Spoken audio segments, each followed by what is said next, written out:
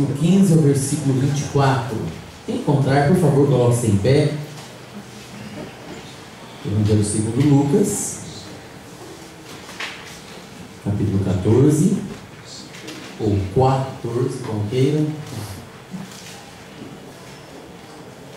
a partir do versículo 15 até o 24. Amém? Amém. Acompanhe na tua Bíblia, por favor.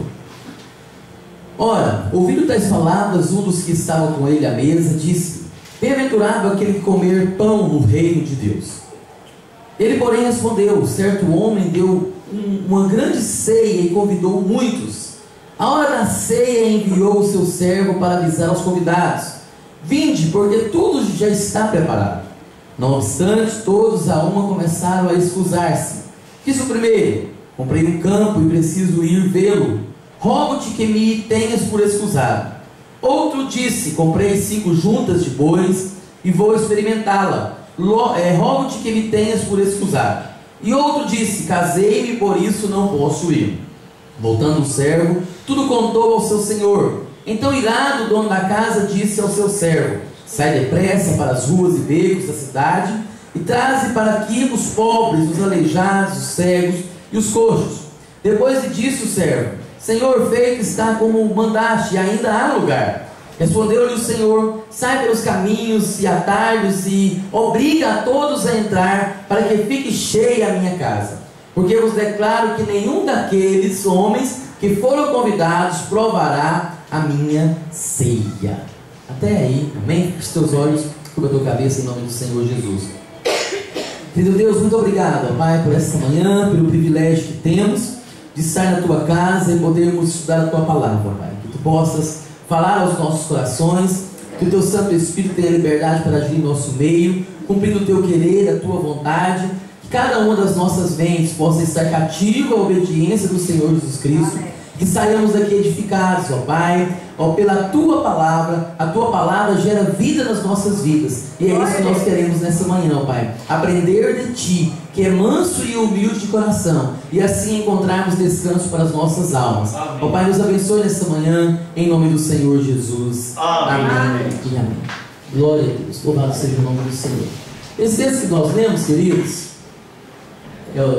é um texto muito interessante. É conhecido como a parábola da grande ceia. Eu sou apaixonado pelas parábolas de Jesus. Jesus era um contador de histórias, né? Ele ensinava através de comparações, através de parábolas. E é claro que cada parábola tem a sua peculiaridade, cada ensinamento de Jesus tem um contexto. E é interessante que esse texto que Jesus ensinou, essa parábola que ele ensinou aqui, traz um contexto muito interessante. Primeiro, no início do capítulo 14, o Senhor Jesus cura um homem que era hidrópico, que era um homem que tinha um problema de acúmulo de líquido, acúmulo de água, uma doença muito antiga que ataca as pessoas ainda hoje, né? E ele curou ali então num sábado, de acordo com a religiosidade judaica, não poderia fazer cura no sábado, ou não poderia fazer nada. Os fariseus tinham isso. Jesus ele estava ali então na casa de um dos principais dos fariseus, e ele opera então essa cura desse homem ali. E então ele, percebendo que naquela festa algumas pessoas procuraram assentar nos melhores lugares, Jesus deu uma lição muito interessante ainda aqui no começo do capítulo 14, dizendo o seguinte: olha, deixa eu dar uma dica para vocês. É como se Jesus estivesse ensinando nesse sentido, né? Deixa eu dar uma dica para vocês. Quando vocês forem numa festa, não procure os melhores lugares. Senta no lugar mais simples, mais humilde, mais distante. Porque talvez, se você estiver nos melhores lugares, tiver uma pessoa muito importante e o convidado da festa: senhor, retira-te daí, senta no outro lugar, você vai ser envergonhado na frente das outras pessoas. Então faça o seguinte: senta no pior lugar, nos lugares menos acessíveis, né? E aí sim, quando o dono da festa chegar e achar que você tem preferência e vai para um lugar melhor, ele te convida e você vai ser honrado na frente de todas as pessoas. Algo interessante que Jesus ensinou para os seus discípulos aqui. E ele traz aquele versículo que nós conhecemos, no versículo 11, né? Pois todo que se exalta será humilhado, e o que se humilha será exaltar. Então sempre é melhor chegar por baixo, é melhor chegar humildezinho e Deus te exaltar, ou você querer ser alguma coisa e aí as circunstâncias vão te humilhar. Foi esse ensinamento que Jesus estava dando aqui então para os seus discípulos. E ele também deu um puxão de orelha naquele fariseu. O senhor, quando for fazer uma festa, não convida só os amigos não, porque o amigo, você convida o amigo te convida também, está tudo certo, você não vai receber galardão nenhum. Então quando você for fazer uma festa, chame aquelas pessoas que não têm condições, aí sim você vai receber um galardão diante de Deus. E diante desse contexto, dessa conversa, desse bate-papo de Jesus, o texto está dizendo que eles estavam ouvindo aqui no versículo 15, né? E alguém disse o seguinte: bem-aventurado aquele que comer pão no reino de Deus. Então, diante daquela circunstância, alguém falou isso aqui, né? Um dos que estavam com ele à mesa disse: bem-aventurado aquele que comer pão no reino de Deus. Jesus usou essa afirmação para trazer esse ensinamento aqui, essa parábola que ele contou aqui, a parábola da grande ceia, que nós iremos analisá-la nessa manhã e tirar algumas lições para as nossas vidas, amém? Vamos ver algumas questões desse texto aqui. Essa parábola, como eu disse, possui esse contexto, né? Jesus estava no banquete e ele gostava de festa. Pode observar que Jesus gostava de festa, e nós que somos discípulos de Jesus gostamos também, né? Tudo é motivo para fazermos festa. A gente comemora aniversário, comemora a reunião dos varões, reunião dos jovens. Então Deus é um Deus festeiro, viu, irmãos? Então se você achar que Deus é um Deus mal-humorado, Deus é um Deus que não gosta de se alegrar, pelo contrário, a Bíblia toda ela chama o povo de Deus para exaltar, para celebrar, para viver em alegria. Uma das partes do fruto do Espírito é a alegria, né? Então, ou seja, do Antigo Testamento a adoração ela era recheada de celebração. O Salmo, como o Salmo de número 100, nos ordena celebrar de que forma? Com júbilo ao Senhor. Então Deus quer que o seu povo festeje. Nós observamos que Jesus realizou o seu primeiro milagre onde? Numa festa de casamento, em Caná da Galileia. Então Jesus gosta de festa. Então se você é discípulo de Jesus e gosta de festa também, não há nada de errado, né? É claro que festas sadias, festas que glorificam a Deus. Então ele estava num banquete, ele foi convidado. Jesus não perdia um convite, uma oportunidade de falar do reino de Deus. E foi exatamente nesse momento festivo que ele curou aquele homem ali. E Jesus propôs esses dois ensinamentos que eu citei para vocês. Esse que o humilhado será exaltado. E ele traz então esse segundo ensinamento, que é o ensinamento da recompensa, né? Ser recompensado por Deus. Ao ouvir isso, um dos que estavam com ele disse: bem-aventurado aquele que comer pão no reino de Deus. É interessante, queridos, que os judeus eles tinham uma série de repetidas imagens convencionais do que aconteceria quando interrompesse a história, quando chegassem os dias dourados da nova era, quando Deus implantasse o seu reino neste mundo de fato. E uma das imagens que os judeus tinham era de fato a imagem de um grande banquete, uma festa, o famoso banquete messiânico. E nesse dia Deus daria uma grande festa para os seus escolhidos, para o seu povo. Então o judeu já tinha essa imagem escatológica, que um dia teria-se uma grande festa com todos aqueles que de fato servem a Deus, com todos aqueles que de fato buscam a Deus. E é claro que o judeu infelizmente tinha uma visão meio que restrita. Eles achavam que somente eles, o povo judeu, iria participar dessa grande festa. Os judeus, apesar de estudarem a Torá, apesar de estudarem a lei, não entenderam a chamada de Abraão, que era que através de Abraão, não somente o povo judeu fosse abençoado, não somente o povo hebreu fosse o povo de fato de Deus, mas a chamada de Abraão era para que através de Abraão e dos descendentes de Abraão, que era claro que era uma promessa para a pessoa de Jesus Cristo, em ti serão benditas todas as famílias da terra. Sempre foi propósito de Deus salvar todos os povos, línguas e nações. Deus nunca fez acepção de pessoas. Deus sempre chamou pessoas para o seu reino, independente do povo, da língua, da situação que a pessoa esteja vivendo. Deus o chamou para si. Mas os judeus tinham essa ideia que um dia Deus iria reunir o seu povo e fazer uma grande festa, um grande banquete para os seus escolhidos. E o homem que falou com Jesus, ele estava de fato pensando nesse banquete. Ele tinha essa imagem escatológica. E quando ele falou da felicidade daqueles que seriam convidados, nossa, como vai ser bom quando Deus promover o seu grande banquete. Ele estava pensando, é claro, no povo judeu, e só neles. Porque judeus ortodoxos comuns não poderiam ter sonhado nunca que os gentios e pecadores tivessem um lugar na festa de Deus. Então eles tinham esse pensamento exclusivista. Só nós somos salvos, só nós somos de Deus, só nós temos acesso às virtudes de Deus, às promessas de Deus. Só uma consideração aqui, queridos. A gente critica muito os judeus por isso, quando a gente faz uma análise teológica, mas ao mesmo tempo nós devemos pensar em nós como igreja. Quantas vezes nós dizemos que as bênçãos de Deus é só para o povo de Deus, só nós que temos acesso, e o mundo lá fora? E as pessoas? Será que elas também não podem ser convidadas para o reino de Deus, serem transformadas? Muitas vezes nós temos a tendência, como igreja do Senhor, de nos tornarmos também exclusivistas.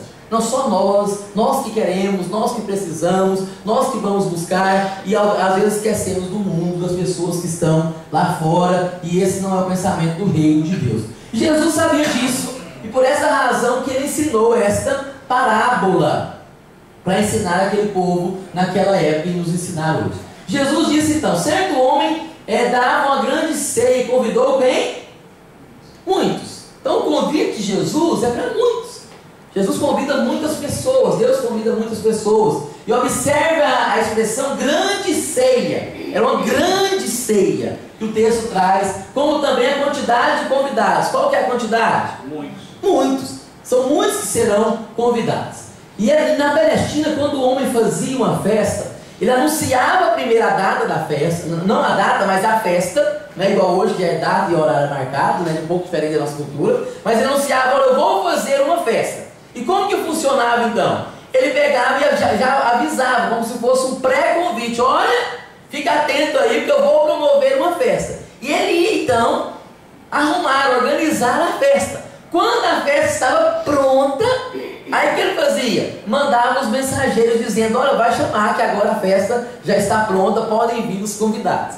Então é assim que funcionava na cultura palestina, né? Então, era com antecipação que ele emitia os convites, e eles eram aceitos, mas não se anunciava o dia e a hora. Quando chegava o dia, tudo estava preparado, enviava-se então os servos a chamarem os convidados, que aqueles que aceitavam os convites de forma antecipada, né, então poderiam ir. E recusar um convite era de fato um insulto. Quando a pessoa recusava o convite, aquilo era uma desonra, né? Então quando você chama um amigo, uma pessoa que você ama muito, a sua festa de aniversário, ou talvez para a festa de casamento de um filho, a pessoa recusa, nossa, fulano não veio, a gente fica triste, né? Assim também eram os judeus, também, quando se convidava alguém para a festa e a pessoa não aceitava ou recusava.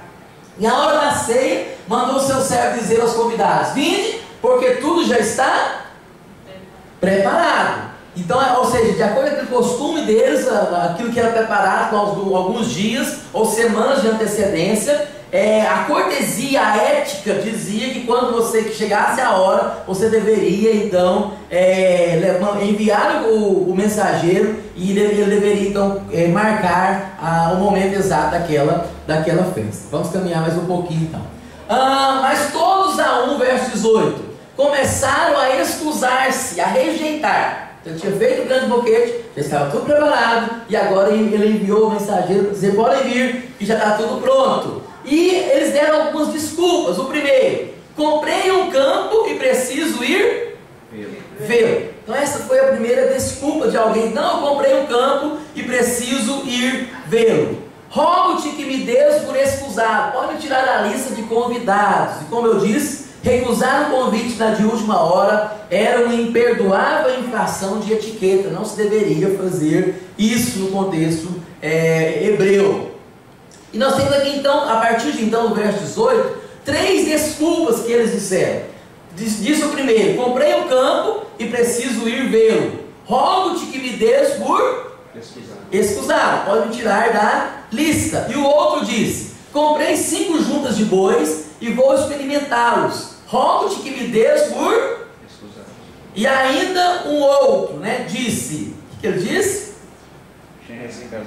Casei-me e portanto não posso ir. Então foram as 3 desculpas aqui. Presta atenção, queridos. Olha a primeira desculpa: comprei um campo e preciso ir vê-lo. Que desculpa falsa. Foi desculpa mesmo, não foi algo que aconteceu. Sabe aquela pessoa que você que não quer ir para a igreja e convida? Ah não, meu filho está doente. Ah não posso ir hoje que minha tia está vindo para cá. Ah não, minha sogra vai almoçar lá em casa. E fica inventando, não, estou com dor de cabeça. Não, eu estou muito cansado. São desculpas, querido. E quando é uma coisa que você quer ir, você faz de tudo. Sim ou não? Sim. Você vai até enfermo, depende da situação, você vai até doente, quando é algo que você quer ir, você arruma um jeito e vai. E aquele reais ali. Oi? Você fala, vem buscar R$1.000 ali. Exatamente, ele ia, certamente. Então o que aconteceu aqui? Ele: comprei um campo e preciso ir vê-lo. Olha que desculpa falsa. Nenhum homem de negócios, como em seu juízo, compraria uma terra sem vê-la antes. Já viu alguém comprar? Não, comprei, preciso ir ver. O que acontece quando alguém vai comprar uma terra? O que ele faz? Uma casa, qualquer propriedade? Ele vai lá primeiro, analisa, vê tudo, aí sim ele fecha o negócio. Fechando o negócio, pronto. Agora está tudo resolvido. Agora eu posso esperar 1 semana, 2 semanas depois, que já é meu, está no meu nome, então não precisa essa urgência. Agora, eu comprei e depois eu vou ver? Que história é essa? Que desculpa mais farrapada, né? Então, ou seja, se ele tivesse visto uma vez, a segunda visita poderia esperar, uma vez que a transação já for evidentemente completada.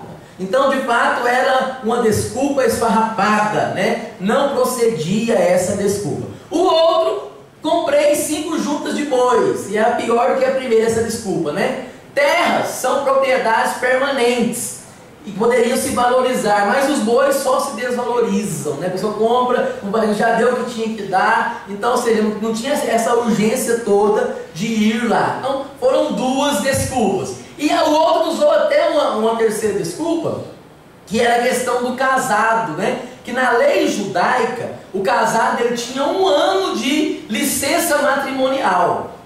Que coisa boa, né? Alguns gostariam disso hoje, né? Ir para a lua de mel e ficar 1 ano, né? Só que na lei, ele era desobrigado das obrigações militares.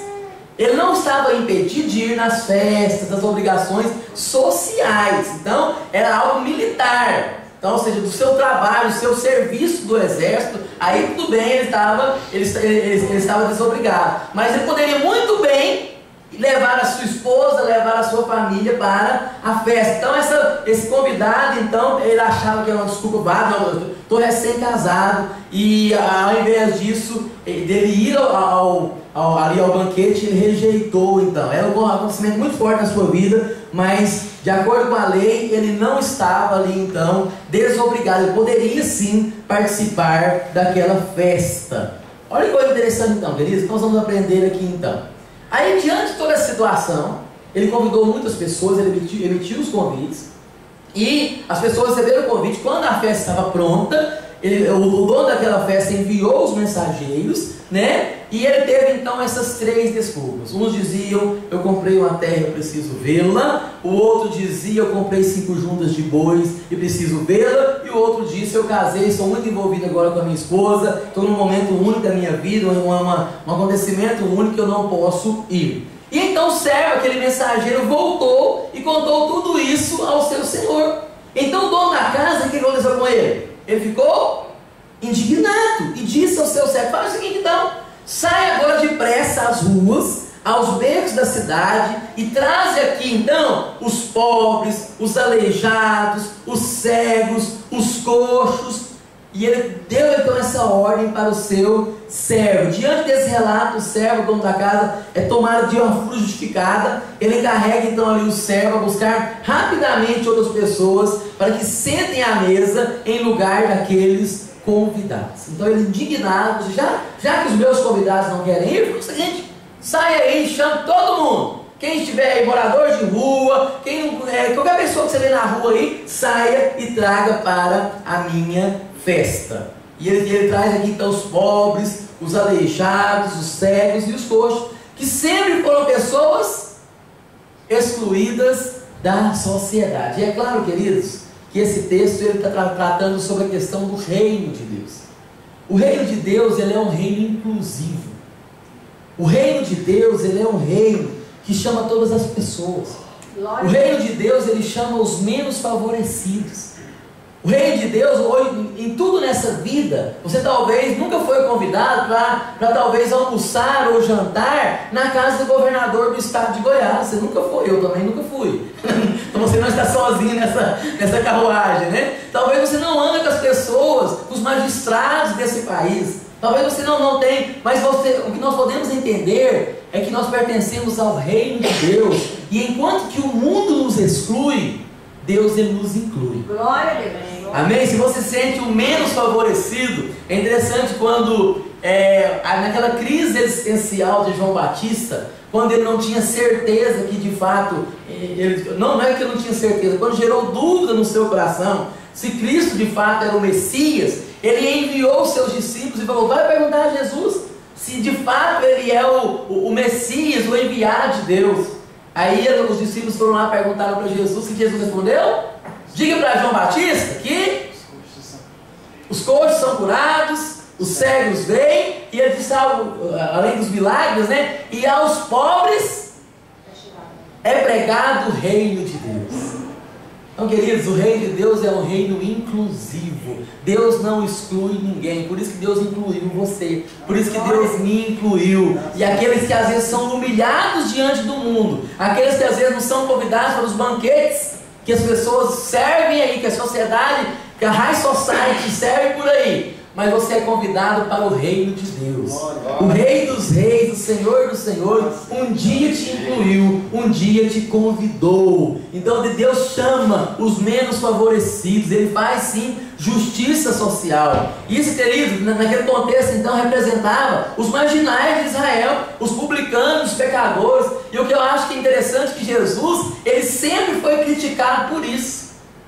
Jesus ele foi sempre criticado porque ele só andava com as pessoas mais excluídas da sociedade, só com as pessoas exclusas mesmo. Ele andava no meio de pobres, ele andava no meio de pessoas que eram consideradas como pecadores, desertores da sociedade, publicanos, cobradores de impostos, traidores da pátria. E Jesus estava no meio dessas pessoas, porque o Evangelho ele inclui as pessoas. Glória a Deus. Isso é fantástico, querido, saber que nosso Deus é um Deus que ama o pecador.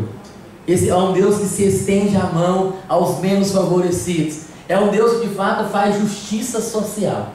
O reino de Deus, diz a palavra do Senhor, que é o reino de justiça. Deus sim faz justiça. Até na lei eu acho interessante, algo do Antigo Testamento, as viúvas tinham prioridade diante de Deus. Os órfãos tinham prioridade diante de Deus. Os estrangeiros tinham prioridade diante de Deus. Eu costumo dizer que Deus tem preferências por essas pessoas, por aquelas pessoas que não tem ninguém que são por elas. Deus quer, irmão, irmã, que aqui está. Se você um dia ou se tornou viúva, Deus é por ti. O órfão, Deus de fato atende aquele que é órfão. Se você é estrangeiro, está em terra estranha, aqui não é sua terra, você tem acesso fácil a Deus. Deus, Ele estende o seu ouvido para ouvir a expressão dos menos favorecidos. Se você se sente pobre, eu não tenho um grande emprego, não tenho um grande salário, Deus escuta a sua oração mais do que a dos outros, porque você é menos favorecido e Ele faz justiça. Deus tem pressa em pleitear a causa daqueles que são menos favorecidos. Esse é o nosso Deus, um Deus de fato inclusivista e não exclusivista. Ele não exclui ninguém, Ele chama todos os povos, línguas e nações. Então aquele servo saiu, né, ele disse para ele que deveria sair pelas ruas largas e becos estreitos da cidade, pelo fato de que os residentes e proprietários, o que eles fizeram? Desprezaram o convite do anfitrião.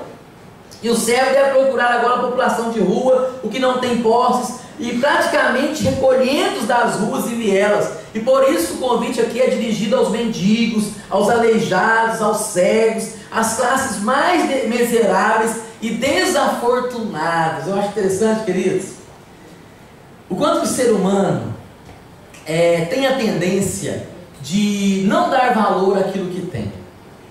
Às vezes as pessoas elas só dão valor depois que perdem. O ser humano ele tem a tendência de tripudiar em cima daquilo que lhe é confortável, daquilo, não, está tudo bem. Aquilo que ele tem demais, ele é tendencioso a não dar valor. Eu me lembro uma época que eu estava plantando uma igreja no interior do estado, como nós estávamos fazendo missão no interior da cidade, do município de Mara Rosa, lá na região do Eduardo, né? E nós estávamos plantando uma igreja lá num lugar que era muito complicado em todos os aspectos, porque era um cantinho do município, um lugar que ninguém ia, eu até achava que não existia essas coisas em Goiás, né? A gente acha que às vezes a missão é só na África, e a gente acha que é só tem essa missão também, mas às vezes as pessoas sedentas estão mais próximas de nós e nós não imaginamos. Era um pessoal, irmã Irene, que o povo vivia no cantinho do município de Mara Rosa. Só que aconteceu algo interessante lá nessa época. O pessoal, o comprovante de energia que eles tinham era da cidade de Estrela do Norte, que é um município vizinho. E aí, quando eles foram fazer o título de eleitor, os seus documentos, o único comprovante que eles tinham era o comprovante de energia rural. E eles foram então lá e fizeram o título de eleitor na cidade de Estrela do Norte. Aí gerou-se um impasse político. Por quê?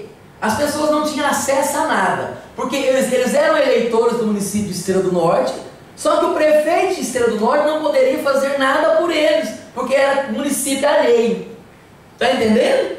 E o prefeito de Mara Rosa não tinha vontade nenhuma de fazer alguma coisa por aquele povo, porque lá ele não tinha eleitores.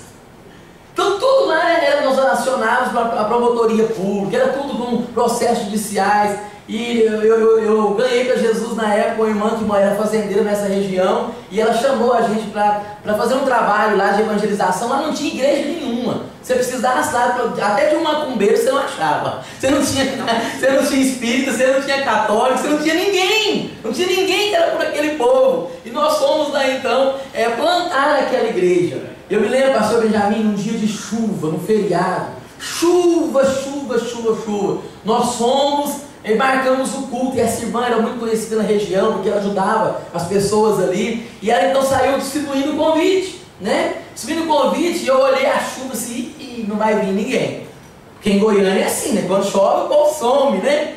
E o culto estava marcado para 4 horas, foi dando 4h10 e o povo foi chegando, de carroça, a cavalo, de carro, a pé, e encheu, eu fiquei assim, nossa, esse povo veio nessa chuva mesmo.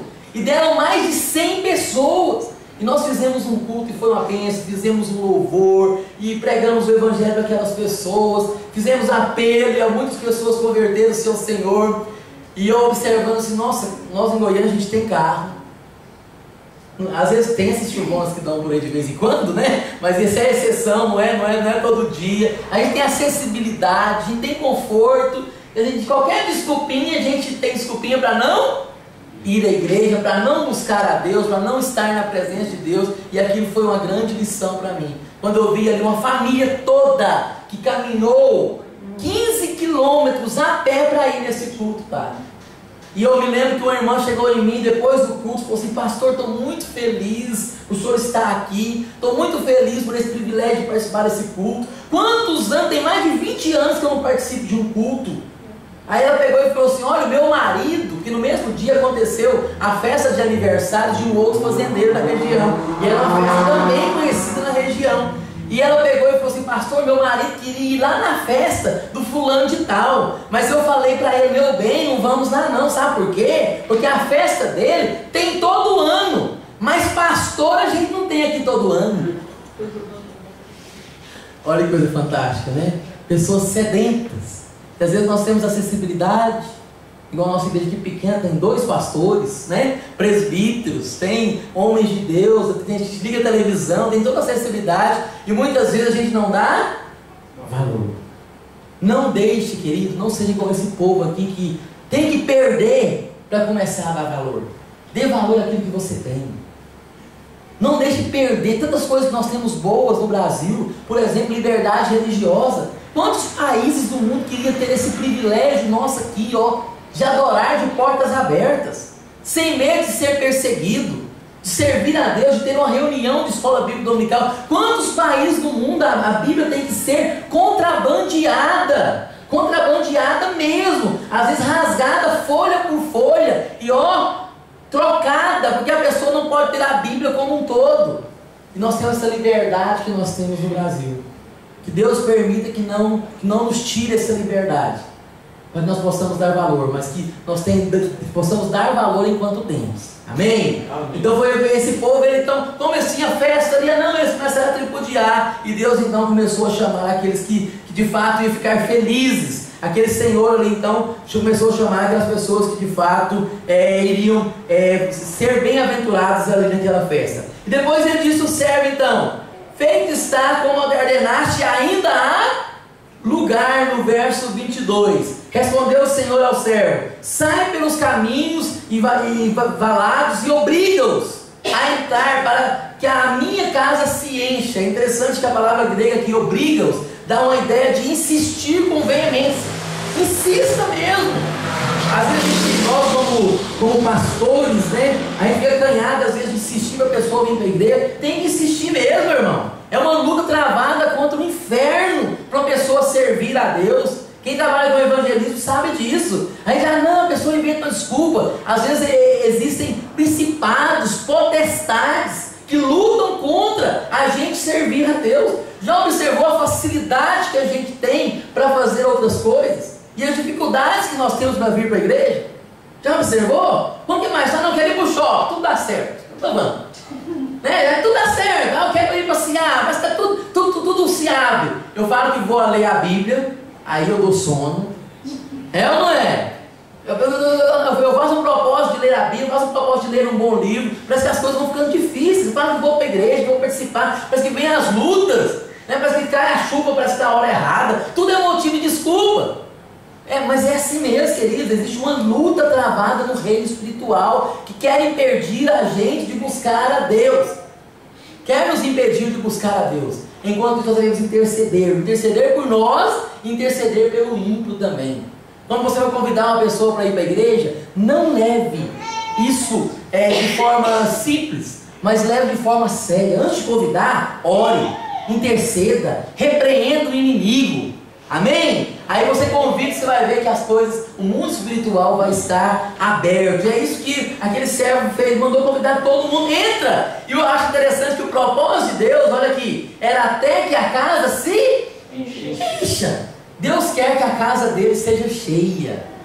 Não é propósito de Deus que fica aqueles povo mirradinho, igual a irmã Irene. Você está feliz porque vieram tantas pessoas. Deus também se alegra quando Ele vê a sua igreja cheia. Nós queremos que a igreja do Senhor se encha. Esse é o propósito de Deus. E é interessante aqui então que a pergunta é se o proprietário agora terá consideração pelos primeiros convidados, reservando-lhes os lugares. Então, diante disso aqui agora, Ele mandou convidar um monte de gente, aqueles primeiros convidados. E se alguém mudar de opinião? Só que o texto aqui foi taxativo. O servo deve sair pelos caminhos e as cercas e insistir para as pessoas entrarem. A palavra grega aqui é anankasson, significa neste contexto um pedido insistente ou um persuadir persistente para que essas pessoas pudessem ir. Aí ele vai dizer o seguinte: pois eu vos digo que nenhum daqueles homens que foram convidados provará a minha ceia. Isso é sério, não é, irmãos? Não fique rejeitando os convites de Jesus. Não fique rejeitando os convites de Deus. Não fique dando desculpas esfarrapadas. Não fique colocando Deus em terceiro, quarto, quinto ou qualquer que seja o lugar da sua vida, que não seja o primeiro lugar. Porque Deus vai tratar de forma séria com essas pessoas.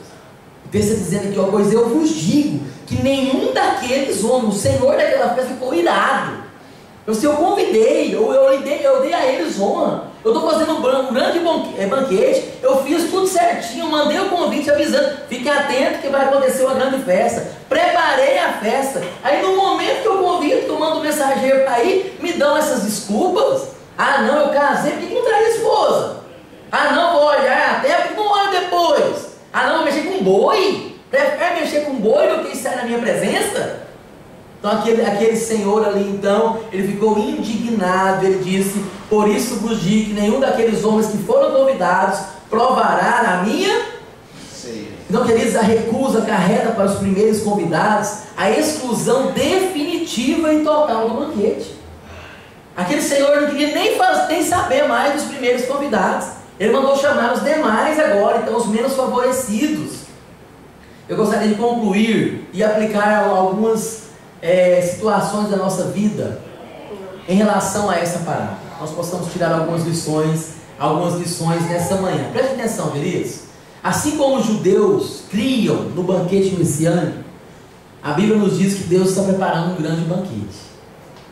Leia para mim lá em Apocalipse capítulo 7, por favor, alguém leia. Apocalipse 19, desculpe, verso 7 ao verso 9. O último livro da Bíblia, Apocalipse, lá no finalzinho, capítulo 19, versos 7, 8 e 9. O que diz a palavra do Senhor?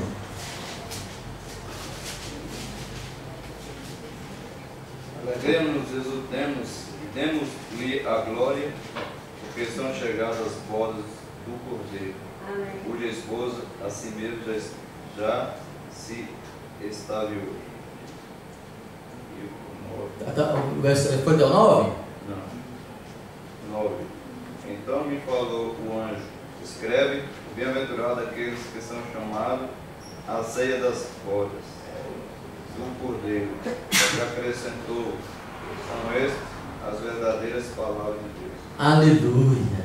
Então Deus, queridos, Ele tem preparado um grande banquete, que é chamado as bodas do Cordeiro. E se você deve se alegrar, exultar, porque você um dia foi convidado. O Senhor um dia te convidou, te incluiu. Então não rejeite. Então, assim como os judeus criam, nós também cremos. E a palavra nos ensina que será uma festa grandiosa, como nunca houve outra. Será uma festa de celebração, depois do fim de todas as coisas desse mundo. E esse convite é plural, convidou a muitos. Deus não te excluiu, Deus nos inclui. O convite é para todos. Vinde a mim todos vós. Deus chamou todos. E essa parábola nos ensina algumas vertentes. Dentre elas, Deus deve ser prioridade em nossa vida. Não existe desculpa nenhuma que possamos dar para Deus. Sabe por quê, queridos? Porque Deus um dia entregou o seu Filho. O que Ele poderia ter feito de melhor para nós, Ele fez. Ele deu o máximo de si. Ele deu o seu Filho unigênito. Então não tem nada que invalide isso. Não tem nada que seja mais antiético diante de Deus do que rejeitar o Filho, do que rejeitar o sacrifício do Filho, do que rejeitar o convite de Deus para conosco. E nós temos que entender que Deus deve ser prioridade na nossa vida. Às vezes nós colocamos Deus, se der eu oro, se der eu leio a Bíblia, se der eu vou à igreja, se der, sendo que a Bíblia nos ensina que nós devemos buscar em primeiro lugar o reino de Deus e a sua justiça, e todas as outras coisas vos serão acrescentadas. Qual é o grande problema nosso? A gente corre atrás de tantas coisas a gente corre atrás, não é isso? Por falta de confiança muitas vezes em Deus. E às vezes deixamos Deus, busque em primeiro lugar todas as coisas e Deus lhe será acrescentado. Não é isso que diz o versículo. O versículo nos ensina a buscar em primeiro lugar, prioridade, ter Deus como prioridade. Não tem nenhuma desculpa que você pode dar para Deus. Não é a compra que você tem que fazer, não é os bois que você tem que cuidar, não é o comércio, não é a empresa, não é a família. Deus deve estar em primeiro lugar. Muitas vezes nós cantamos, tem um corinho interessante, né? Que nós, e não só ele, mas tantos outros hinos, a gente canta tanto isso, mas nós não vivemos essa verdade. Não tem outro bem além de ti. A gente canta: abro mão dos meus sonhos, abro mão dos meus planos, abro mão da minha vida por ti, abro mão dos prazeres e das minhas vontades, abro mão das riquezas por ti. A pergunta é: será? Não é o cântico que é errado, o cântico é certo. O cântico está lindo, a letra está ótima, foi muito bem feita, inspirada por Deus. A questão é a prática. Será que nós temos praticado isso? Deus tem sido prioridade? Será que nós abrimos mão mesmo? Será que Deus de fato está em primeiro lugar, a primazia da nossa vida? A gente abre mão de tudo. Eu me lembro da história, sempre quando eu falo sobre isso, eu lembro desse fato, que um pastor britânico, né? Ele ia ser convidado pela rainha da Inglaterra para fazer um culto ecumênico. E ela então foi pessoalmente fazer esse convite para ele. E aquele pastor, ele todos os dias ele ia para a igreja, e ele das 7 da manhã às 8 da manhã, todo dia, ele era o seu tempo, o seu a sós com Deus, o seu tempo de orar. E ele não gostava de ser interrompido. E na igreja que ele era ali, então, pastor, tinha diáconos, tinha pessoas que trabalhavam ali. Ele falou assim: pode chegar quem for, eu não atendo. De 7 às 8 da manhã é o meu momento de estar com Deus. E aquela rainha da Inglaterra não foi exatamente nesse horário. E como rainha da Inglaterra, ela falou para o diácono assim: ó, vai lá e chama o seu pastor, eu preciso falar com ele. E ele ficou desconcertado. E agora? A rainha está mandando, e meu pastor falou para não me incomodar, o que eu faço? E ele pegou e falou assim: mas não é possível, a rainha, se eu desobedecer, ela pode mandar até me prender. E ela pegou e ele foi lá, então bateu na porta, e o pastor saiu e falou assim: o que aconteceu, meu irmão? Não, é porque a rainha da Inglaterra está aí, ela quer falar com o senhor. Ele falou assim: fale para ela que às 8 horas eu atendo, já te suí, 8 horas da manhã eu vou atendê-la, eu termino aqui e eu vou atender. E assim, virou as costas para o diácono e continuou a sua oração. Aí ele voltou lá e disse: agora como é que eu falo isso para a rainha? Ele pegou e falou assim: ó, o meu pastor não pode atender agora não. Como assim? É a rainha, eu sou a rainha da Inglaterra. Eu falei assim: não, ele está no seu momento de oração, a sua vida devocional, ele não gosta de ser interrompido. E ela virou para ele e falou assim: vai lá de novo, é uma ordem real. Fala para o seu pastor que quem quer falar com ele é simplesmente a rainha da Inglaterra. E fala para ele vir aqui agora. E o diácono se consertar naquela situação, foi lá e bateu de novo. De novo. Ele falou assim: a rainha está brava lá fora. Ela mandou falar para o senhor que é a rainha da Inglaterra que quer falar com o senhor. Então não sei o que eu faço. Ele falou assim: diga para ela que agora eu estou falando com o rei do universo. Glória a Deus. Às 8 horas eu iria atender. E assim voltou para a sua oração. E a rainha teve que esperar. ela teve que esperar. E depois das 8 horas ele atendeu ela. Então, queridos, olha que coisa fantástica. Às vezes nós colocamos Deus. Chegou alguém, não vou atender meu irmão. Ah, não, né, eu tenho que atender. Deus tem que ser a nossa prioridade.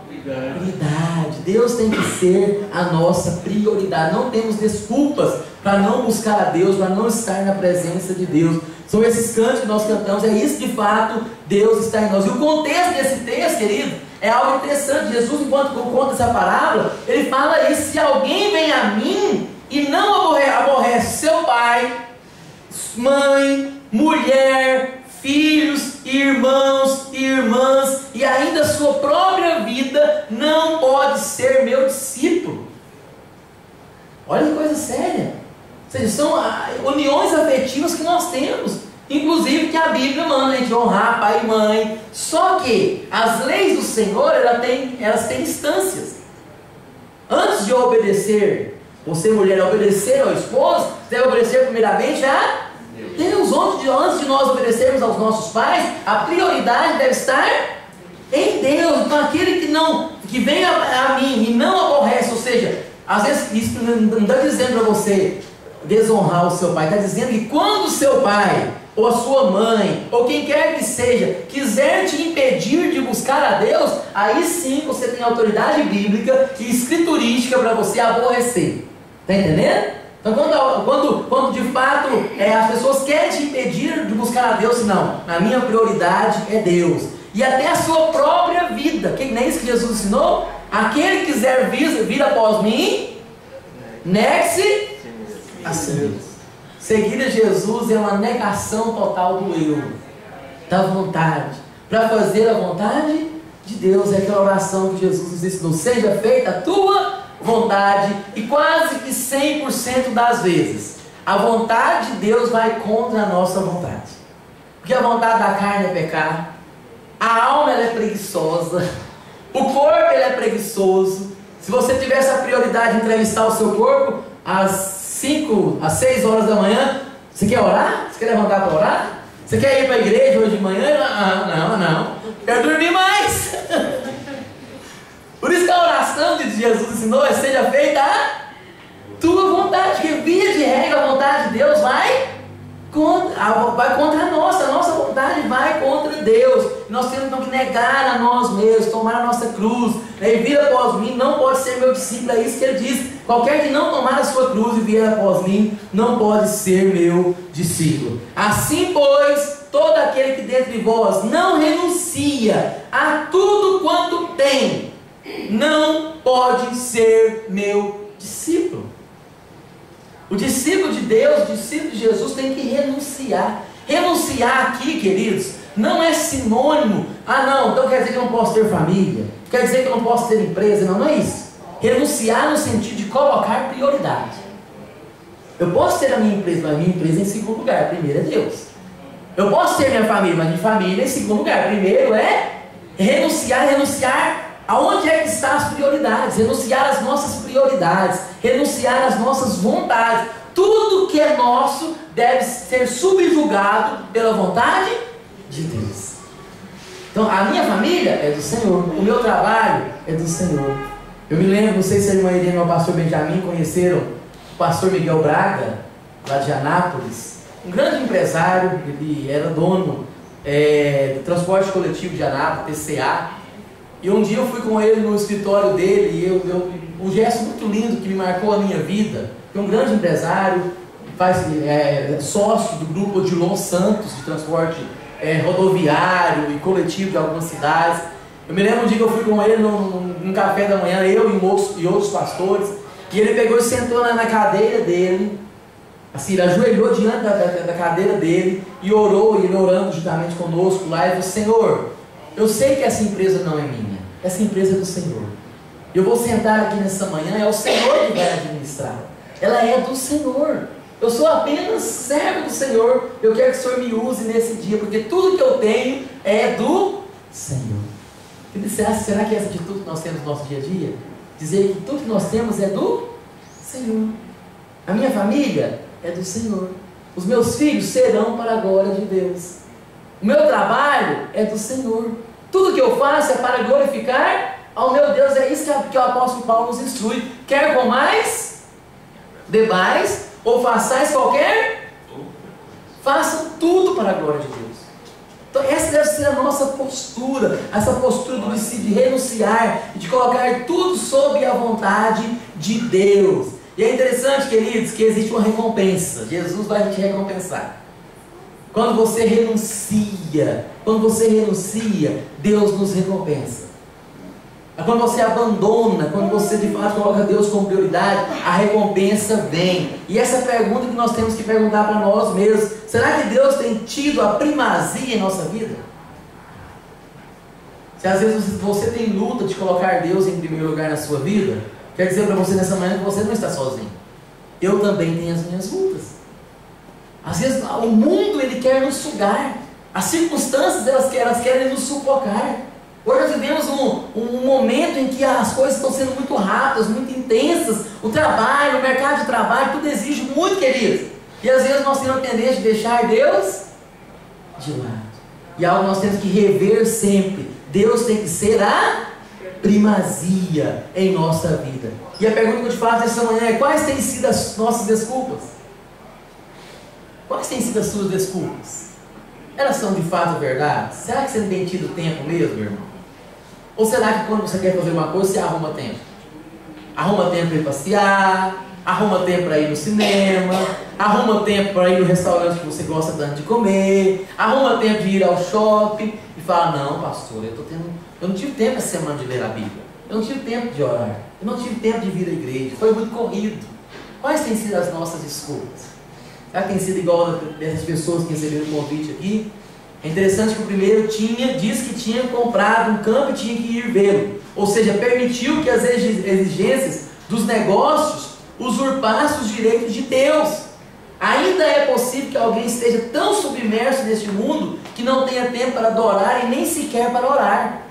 Infelizmente, mas a pergunta é: e nós? Como é que nós estamos? O segundo diz que tinha comprado 5 jutas de boi e tinha que ir prová-las. Permitiu que a novidade sobrepujasse os direitos de Cristo. Muitas vezes acontece que as nossas posses atam tantas pessoas que não podem atender o chamado da adoração e de Deus. Então, queridos, há pessoas que compram um carro e logo dizem: está